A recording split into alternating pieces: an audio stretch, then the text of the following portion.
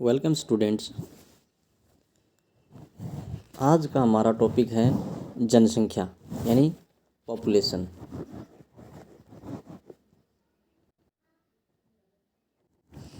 इस चैप्टर के अंतर्गत हम जनसंख्या का डिस्ट्रीब्यूशन यानी population distribution, density, growth and composition के बारे में बात करेंगे, यानी वृद्धि, घनत्व और संगठन तथा जनसंख्या का वितरण, इसके बारे में अध्ययन करेंगे। सबसे पहले नंबर पे है जनसंख्या का आकार, साइज ऑफ पॉपुलेशन। कुछ यहाँ पर आंकड़े दिए गए जिनसे हम अनुमान लगा सकते हैं कि भारत की जनसंख्या कितनी है। तो पहले नंबर पे है कि जो भारत है वो विश्व में चीन के पश्चात दूसरा सबसे बड़ा जनसंख्या वाला देश है और 2011 की जनगणना के अनुसार इसकी जो कुल जनसंख्या है वो 121.01 करोड़ है। यानी कि इसका मतलब क्या है, हर छठा व्यक्ति भारतीय है। इसके अतिरिक्त भारत का जो कुल क्षेत्रफल है वो विश्व के कुल क्षेत्रफल का 2.4% है, लेकिन जनसंख्या की दृष्टि से देखें तो भारत की जो जनसंख्या है वो विश्व की कुल जनसंख्या का 17.5% है। इसके अतिरिक्त भारत की जो जनसंख्या है उत्तरी अमेरिका, दक्षिण अमेरिका, ऑस्ट्रेलिया, इनकी जो कुल जनसंख्या है, संयुक्त जनसंख्या है, उससे भी ज़्यादा है। इसके अतिरिक्त अफ्रीका की जो जनसंख्या है उससे 1.5 गुना ज़्यादा है, उत्तर अमेरिका से 3 गुना ज़्यादा है, ब्रिटेन से 7 गुना ज़्यादा है और ऑस्ट्रेलिया से 44 गुना ज़्यादा जनसंख्या है। इसके अतिरिक्त जो यूएसए है, Indonesia, Brazil, Pakistan, Bangladesh, Japan, इनकी जो संयुक्त जनसंख्या है, भारत की जनसंख्या इन सब के लगभग संयुक्त जनसंख्या के बराबर है। इस प्रकार हम अनुमान लगा सकते हैं कि भारत की जनसंख्या जो है कितनी अधिक है। इसके पश्चात है कि जो जनसंख्या का वितरण है उसको कौन कौन से कारक प्रभावित करते हैं, यानी factors affecting distribution of population. तो जनसंख्या को प्रभावित करने वाले जो कारक हैं उनको 3 भागों में विभाजित किया जाता है। एक तो भौतिक कारक होते हैं, दूसरा सामाजिक आर्थिक कारक होते हैं और तीसरे नंबर पे जो जनांकीय कारण होते हैं उनको शामिल किया जाता है। तो इनमें पहले नंबर पे है भौतिक कारक। भौतिक कारक के अंतर्गत कई ऐसे फैक्टर होते हैं जो जनसंख्या के वितरण को प्रभावित करते हैं। उनमें सबसे पहले नंबर पे है ऊंचावच। ऊंचावच जो होता है किसी भी क्षेत्र की जनसंख्या को बहुत अधिक प्रभावित करता है। आज विश्व की ज़्यादातर जो जनसंख्या है वो मैदानी भाग यानी जो समतल भाग हैं उनमें पाई जाती है। इसके अतिरिक्त जो पर्वतीय भाग हैं, जो उबड़ खाबड़ भाग हैं, उनमें जनसंख्या का वितरण बहुत कम पाया जाता है। इसके पश्चात है जलवायु। जलवायु जो होती है, जो क्लाइमेट होती है, वो जनसंख्या वितरण को बहुत अधिक प्रभावित करती है। जो मानव के लिए जहाँ पर उपयुक्त जलवायु होती है, सूटेबल जलवायु होती है, वहाँ पर जनसंख्या का अधिक साधन पाया जाता है। यही कारण है कि अंटार्कटिका महाद्वीप में विषम जलवायु होती है जहाँ पर मानव का निवास नहीं पाया जाता। इसके अतिरिक्त जो है ध्रुवीय क्षेत्र जो होते हैं उनमें जनसंख्या का निवास नहीं पाया जाता। जो मध्य अक्षांशीय क्षेत्र जो होते हैं जो कि जलवायु की दृष्टि से उपयुक्त हैं, वहाँ पर जनसंख्या अधिक पाई जाती है। इसके पश्चात है मृदा। किसी क्षेत्र की मृदा वहाँ की जनसंख्या को प्रभावित करती है, जैसे कि जो तटीय मैदानी भाग होते हैं या कोस्टल एरियाज़ हैं। इसके अतिरिक्त नदी घाटियों का जो क्षेत्र है जहाँ पर जलोढ़ मिट्टी पाई जाती है, वहाँ पर क्या कृषि बड़े पैमाने पर की जाती है, तो ऐसे क्षेत्र में जो है जनसंख्या अधिक निवास करती है। फिर खनिज वाले जो क्षेत्र होते हैं, खनिज वाले जो क्षेत्र होते हैं वहाँ पर माइनिंग की जाती है, खनिजों को निकाला जाता है, इससे लोगों को रोज़गार मिलता है और वहीं पर जो है जो खदान होते हैं उनके आसपास उद्योग भी स्थापित हो जाते हैं, जिससे जो है वहाँ पर बड़े स्तर पर जनसंख्या का निवास होता है। तो ये कुछ प्रमुख भौतिक कारक हैं, इनको हम जो है एक एक पॉइंट में भी लिख सकते हैं जो जनसंख्या के वितरण को प्रभावित करते हैं। इसके अतिरिक्त जहाँ पर अत्यधिक सिंचाई की व्यवस्था सुविकसित होती है वहाँ पर भी जनसंख्या अधिक हो जाती है। उपजाऊ समतल भूमि होती है। तो ये कुछ कारण थे जिनके कारण जो जनसंख्या के क्षेत्र में अधिक पाई जाती है। उदाहरण के रूप में हम देख सकते हैं जैसे कि जो झारखंड है वहाँ पर जो है संसाधन बड़े पैमाने पर उपलब्ध होते हैं, जनसंख्या का साधन भी अधिक है। इसके अतिरिक्त जो प्रायद्वीपीय पठार है वहाँ पर अब जो है परिवहन तंत्र जो है विकसित हुआ है, जिसके कारण वहाँ पर धीरे धीरे जनसंख्या में बढ़ोतरी हो रही है। इसके पश्चात है सामाजिक आर्थिक कारक। सामाजिक आर्थिक जो कारक हैं, सामाजिक आर्थिक कारक के अंतर्गत मनुष्य ने अपने जो एक्टिविटी हैं या जो क्रियाकलाप हैं और जो टेक्नोलॉजी ज्ञान है उसके बलबूते पर मनुष्य ने भौतिक जो एनवायरनमेंट है उसमें काफ़ी चेंज किया है।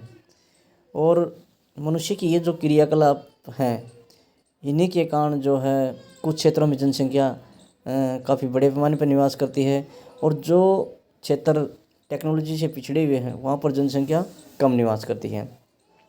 यही कारण है कि जो कोलकाता है, मुंबई है, दिल्ली है, ये जो बड़े महानगर हैं यहाँ पर जो है तृतीय चतुर्थक और द्वितीयक जो क्रियाकलाप हैं उनका बड़े पैमाने पर विकास हुआ है, इसलिए यहाँ पर इन क्षेत्रों में जनसंख्या बड़े पैमाने पर निवास करती है। इसके अतिरिक्त मनुष्य ने अपनी टेक्नोलॉजी के बल पर कुछ ऐसे नए सीड्स का आविष्कार किया है जिनसे अधिक उत्पादन प्राप्त किया जा सकता है। और इस प्रकार की जो खेती है वो पंजाब, हरियाणा, पश्चिम उत्तर प्रदेश के जो क्षेत्र हैं उनमें की जाती है और इन क्षेत्रों में बड़े पैमाने पर जनसंख्या का निवास भी पाया जाता है। इसके पश्चात है जनांकीय कारक।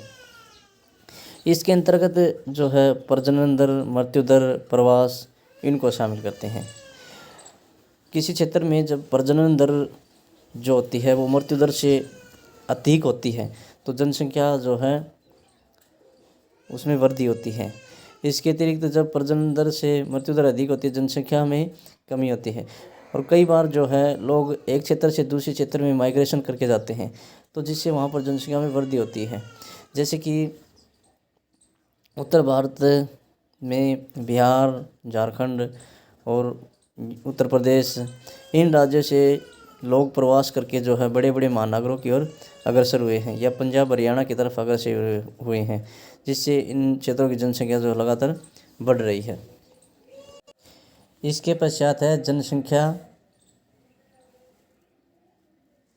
घनत्व या डेंसिटी ऑफ पॉपुलेशन। जनसंख्या का जो घनत्व है वो कई प्रकार से निकाला जाता है। उसके जो फॉर्मूले हैं जैसे कि सबसे पहले नंबर पे है गणितीय घनत्व है, फिर कायिक घनत्व है, फिर कृषीय घनत्व है, फिर आर्थिक घनत्व है। तो ये कुछ फॉर्मूले हैं जिनसे जो है जनसंख्या घनत्व निकाला जाता है। सबसे पहले नंबर पे है जो है अर्थमेटिक डेंसिटी या गणितीय घनत्व। अर्थमेटिक जो डेंसिटी जो होती है उसमें देश की कुल जनसंख्या को कुल जो क्षेत्रफल है उससे डिवाइड कर दिया जाता है, जिससे उस क्षेत्र का जो है जनसंख्या घनत्व निकल आता है। और यहाँ पे जो है दिल्ली का जनसंख्या घनत्व दिया गया है जो इस प्रकार क्षेत्रफल से डिवाइड करने के पश्चात जो 11,297 व्यक्ति प्रति वर्ग किलोमीटर आता है। इसी प्रकार से यहाँ पर भारत का जनसंख्या घनत्व 382 व्यक्ति प्रति वर्ग किलोमीटर निकाला गया है। लेकिन जनसंख्या घनत्व का ये जो पैमाना है ये अपरिष्कृत है। इसमें क्योंकि इसमें कुल जनसंख्या को कुल क्षेत्रफल से जो डिवाइड किया जाता है और अपरिष्कृत इसलिए है क्योंकि कुछ क्षेत्र ऐसे भी होते हैं जहाँ पर जनसंख्या निवास नहीं करती, जैसे कि पर्वतीय क्षेत्र हैं या अत्यधिक शुष्क क्षेत्र हैं, जहाँ पर या तो जनसंख्या निवास नहीं करती या बहुत कम जनसंख्या निवास करती है। वो तो ऐसे क्षेत्रों को इसमें शामिल कर लिया जाता है, इसलिए इसको अपरिष्कृत माप माना जाता है। इन क्षेत्रों में जैसे जलाशय, दुर्गम पर्वतीय क्षेत्र है, दलदल क्षेत्र है, सघन वन है, इनमें जनसंख्या निवास नहीं करती। इसके पश्चात गंतव्य मापने का अगला जो प्रकार है वो है पोषक गंतव्य या कायिक गंतव्य। इस पैमाने में जो है देश की जो कुल जनसंख्या है उसको कुल कृषि भूमि से डिवाइड कर दिया जाता है, यानी कि इसमें जो गैर कृषि भूमि है उसको अलग कर दिया जाता है, उसको बाहर कर दिया जाता है। इसके अतिरिक्त इस फॉर्मूले से जो है जनसंख्या का भू संसाधनों पर जो दबाव है उसका हमें अच्छी तरह से अनुमान हो जाता है। और ये जो जनसंख्या घनत्व का पैमाना है, ये जो कृषि प्रधान देश है उसमें इसका बहुत अधिक महत्व है। लेकिन इसमें कुछ कमी ये है कि इसमें कई बार जो समस्त कृषि भूमि है, गैर कृषि भूमि है, उसको भी क्या कर लिया जाता है, अनुपादक मान लिया जाता है, और जो संपूर्ण कृषि भूमि है उसको भी एक समान उत्पादक मान लिया जाता है। जैसे कि 2011 का भारत का जो कायिक गंतव्य है वो 847 व्यक्ति प्रति वर्ग किलोमीटर है। इसके पश्चात है कृषीय गंतव्य। इसमें जो है देश की जो कुल कृषि जनसंख्या है उसको जो है निवल जो नेट कल्टीवेटेड एरिया है उससे डिवाइड कर दिया जाता है, और जो कृषि जनसंख्या है उसमें जो है कृषक को, कृषि मजदूर को और उसके परिवार के जो सदस्य हैं उनको शामिल किया जाता है। इसके पश्चात है आर्थिक गंतव्य। आर्थिक गंतव्य जो होता है उसे किसी क्षेत्र में जनसंख्या की आवश्यकता तथा उस क्षेत्र में उपलब्ध जो संसाधन है उसके अनुपात के रूप में इसको प्रदर्शित किया जाता है। इसके पश्चात है जनसंख्या घनत्व। यहाँ पर राज्य स्तर पर जनसंख्या का घनत्व दर्शाया गया है। तो सबसे पहले नंबर पे है सबसे अधिक जनसंख्या घनत्व वाले राज्य, जिनकी जनसंख्या घनत्व जो है 1,001 व्यक्ति प्रति वर्ग किलोमीटर से अधिक है। ऐसे राज्यों में जो है ये पश्चिम बंगाल, बिहार और यहाँ पे दिल्ली, इसके अतिरिक्त चंडीगढ़ और जो केंद्र शासित प्रदेश हैं, इसके अलावा पुडुचेरी, दमनदीव, लक्षद्वीप, यहाँ पे जो है 1,001 व्यक्ति प्रति वर्ग किलोमीटर से अधिक पाए जाते हैं या अधिक जनसंख्या निवास करती है। यहाँ पर अधिक जनसंख्या निवास करने का जो कारण है, तो यहाँ पर दिल्ली और जो चंडीगढ़ है ये एक राजधानी नगर है, जिसके कारण यहाँ पर ज़्यादा जनसंख्या निवास करती है। इसके अतिरिक्त जो पश्चिम बंगाल है, बिहार है, ये जो है नदी घाटी के क्षेत्र हैं। यहाँ पर जो नदियाँ बहती हैं उनके द्वारा जो उपजाऊ जलोढ़ मिट्टी का निर्माण किया गया है, तो यहाँ पर जो है कृषि का अत्यधिक उत्पादन होता है। इसके अतिरिक्त यहाँ पर जो है बड़े स्तर पर व्यापारिक केंद्र भी स्थापित हुए हैं, उद्योग और खनन का कार्य भी जो है विकसित हुआ है। इसके अतिरिक्त जो पश्चिम बंगाल है उसमें जो गंगा ब्रह्मपुत्र डेल्टाई भाग है, ये काफ़ी उपजाऊ भाग है। इन सब कारणों से यहाँ पर जनसंख्या अत्यधिक निवास करती है। इसके पश्चात है दूसरे नंबर पे 801 से 1000 व्यक्ति प्रति वर्ग किलोमीटर वाले क्षेत्र या अधिक जनसंख्या घनत्व वाले क्षेत्र या राज्य। इसके अंतर्गत जो है उत्तर प्रदेश को शामिल किया जाता है, और फिर केरल और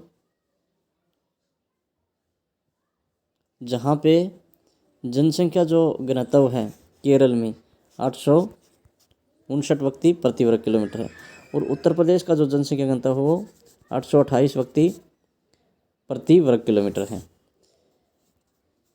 यहाँ पर उत्तर प्रदेश में जनसंख्या का अधिक निवास होने का कारण जो है, जो गंगा नदी है उसकी जो सहायक नदियाँ, यहाँ पर जो है एक जलोढ़ मैदानी भाग का निर्माण किया है, जिसके कारण जो है अत्यधिक बड़े पैमाने पर कृषि का उत्पादन होता है। इसके अतिरिक्त जो केरल है वो कोस्टल एरियाज में स्थित है,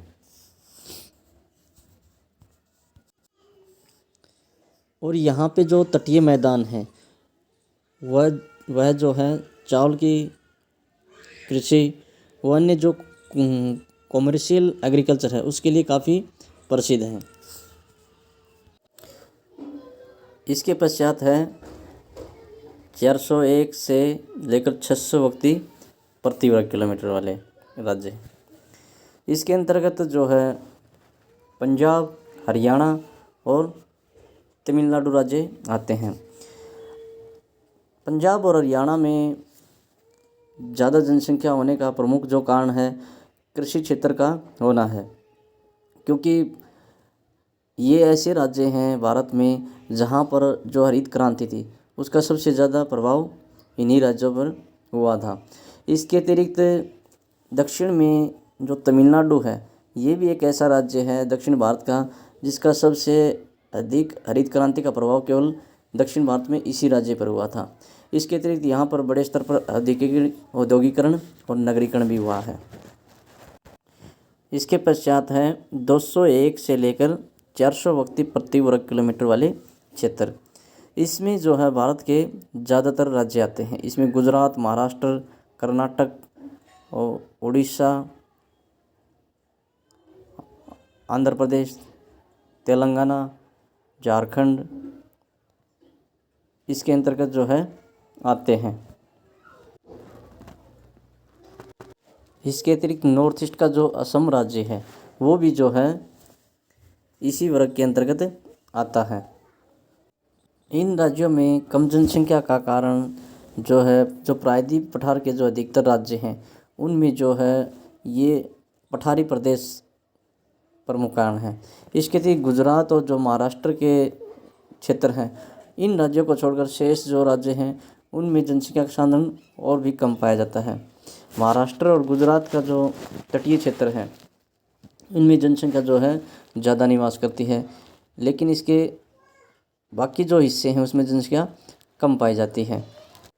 इसके अतिरिक्त जो पठारी क्षेत्र हैं उनमें यातायात के साधन भी बड़े पैमाने पर विकसित न हो पाए हैं। इसके अतिरिक्त यहाँ पर जो है सिंचाई की सुविधा भी का विकास भी ज़्यादा नहीं हो पाया है। इसके पश्चात है 200 व्यक्ति प्रति वर्ग किलोमीटर से कम जनसंख्या वाले राज्य या अति कम जनसंख्या वाले राज्य। इसके अंतर्गत जो है छत्तीसगढ़, मध्य प्रदेश, राजस्थान और जो पर्वतीय क्षेत्र हैं जैसे जम्मू कश्मीर है, उत्तराखंड, अरुणाचल प्रदेश है, ये उत्तराखंड है, और जो अरुणाचल प्रदेश है, नागालैंड, मणिपुर, मिजोरम, मेघालय, ये जो पर्वतीय क्षेत्र हैं इनमें जो है 200 व्यक्ति प्रति वर्ग किलोमीटर से कम पाए जाते हैं। यहाँ पर जो जम्मू कश्मीर, हिमाचल प्रदेश, उत्तराखंड और जो उत्तर पूर्व के राज्य हैं जैसे मेघालय, मणिपुर, मिजोरम, नागालैंड, यहाँ पर जो है पर्वतीय भाग होने के कारण जो है यातायात के साधनों का विकास नहीं हो पाया है। इसके अतिरिक्त जो मिट्टी है वो भी ज़्यादा उपजाऊ नहीं है, जलवायु है वो भी विषम है, इसलिए ज़्यादा जनसंख्या का निवास नहीं हो पाया है। इसके अतिरिक्त राजस्थान का जो भाग है वो ज़्यादातर मरुस्थलीय भाग है। वर्षा के अभाव के कारण जो है यहाँ पर कटीली झाड़ियाँ पाई जाती हैं। कृषि का बड़े पैमाने पर विकास नहीं हो पाया है। इसके अतिरिक्त यहाँ पर छत्तीसगढ़ में जो धरातल है वो ज़्यादातर चट्टानी है और उबड़ खाबड़ है। जिसके कारण जो है यहाँ पर जनसंख्या घनत्व में काफ़ी विषमता पाई जाती है। इसके पश्चात है जनसंख्या की वृद्धि। इसका मीनिंग है दो समय बिंदुओं के बीच एक क्षेत्र विशेष में जनसंख्या में होने वाला जो परिवर्तन है उसको जनसंख्या वृद्धि कहते हैं। उदाहरण के रूप में हम देख सकते हैं कि जैसे कि 2011 में जो भारत की जनसंख्या है वो 121.02 करोड़ है और 2001 में जो जनसंख्या थी वो 102.87 करोड़ थी। अब इन दोनों में जो अंतर है वो 18.15 करोड़ का है। अतः ये जो जनसंख्या है ये जो है 2001 और 2011 के बीच की जनसंख्या की वृद्धि है। अब है जनसंख्या की वृद्धि दर। इसका अर्थ है दो समय बिंदुओं के बीच जनसंख्या में जो परिवर्तन है यदि उसको प्रतिशत में व्यक्त किया जाए तो वो जनसंख्या की वृद्धि दर कहलाती है। जैसे कि 2001 और 2011 की जो भारत की जनसंख्या है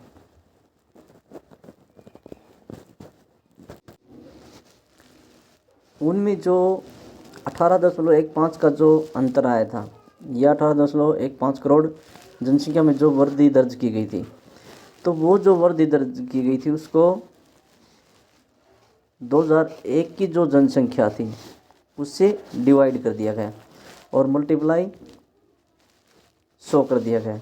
अब जो वृद्धि दर्ज की गई वो जो है परसेंटेज में 17.64% दर्ज की गई। इस प्रकार जो है जनसंख्या की वृद्धि दर को ज्ञात किया जाता है। अब जनसंख्या की जो वृद्धि है वह धनात्मक भी हो सकती है और ऋणात्मक भी हो सकती है। धनात्मक कब होगी? जब जन्म दर जो है मृत्यु दर से अधिक होगी, और ऋणात्मक जब जन्म दर मृत्यु दर से कम हो, या फिर जो है लोग विदेश में जा बसे, किसी क्षेत्र से जिसके गणना की जा रही है वहाँ से दूसरे क्षेत्र में जाके बस जाएं, तो उस क्षेत्र में जनसंख्या की कमी हो जाती है। अब इसके जो कंपोनेंट होते हैं दो होते हैं, जैसे प्राकृतिक वृद्धि दर, अभिप्रेत वृद्धि दर। प्राकृतिक वृद्धि का अर्थ है दो समय बिंदुओं में जन्म दर और मृत्यु दर के अंतर से बढ़ने वाली जो जनसंख्या है उसको जो उस क्षेत्र की प्राकृतिक वृद्धि कहते हैं। और जो अभिप्रेरित वृद्धि होती है उसका अर्थ है जनसंख्या वृद्धि के जो घटक हैं जो जनसंख्या को घटाने और बढ़ाने के लिए अभिप्रेरित करते हैं उनको शामिल किया जाता है। इसके पश्चात है भारत में जनसंख्या वृद्धि की कुछ प्रावस्थाएं हैं, उनका अध्ययन करेंगे, जिनको 4 भागों में बांटा जाता है। प्रावस्था नंबर 1, इसमें जो है 1901 से लेकर 1921 की अवधि को शामिल किया जाता है। जनसंख्या वृद्धि की ये जो स्टेज थे इसको शिथिल अवस्था कहा गया है, क्योंकि इस समय भारत की जनसंख्या बढ़ने की बजाय जो है उसमें कमी आई, इसलिए जो इसको जनसंख्या वृद्धि की शिथिल अवस्था कहा जाता है। अब इसके पीछे जो कारण थे उसमें जो कई प्रकार की महामारियों का फैलना है और स्वास्थ्य सुविधाओं में कमी का होना है। इसके अतिरिक्त जो प्रथम विश्व युद्ध हुआ था 1914 से लेकर 1918 के बीच में, उसमें बड़े पैमाने पर जो है भारतीयों का मारे जाना, इसके अतिरिक्त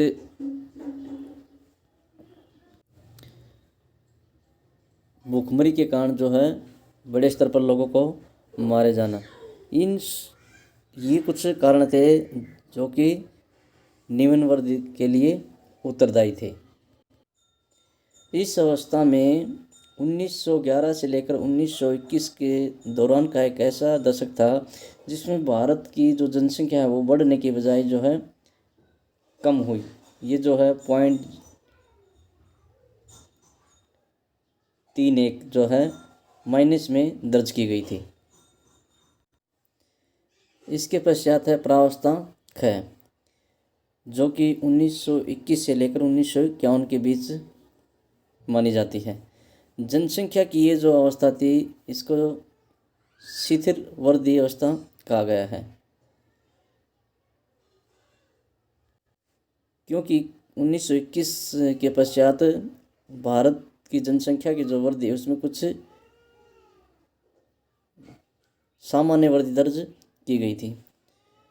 इसके जो प्रमुख कारण थे उसके पीछे थे समय जो चिकित्सा विज्ञान है उसमें कुछ उन्नति हुई और जो कई प्रकार की बीमारियां थी, हैजा, प्लेग, निमोनिया, इन्फ्लुएंजा, जो महामारियां थे उन पर कुछ हद तक काबू पाया गया। इसके अतिरिक्त जो परिवहन के साधन थे उनका विकास हुआ, जिसके कारण जो अकालग्रस्त क्षेत्र होते थे उन तक राहत सामग्री पहुंचाना आसान हो गया था। इसके अतिरिक्त कृषि में भी जो है सुधार हुआ।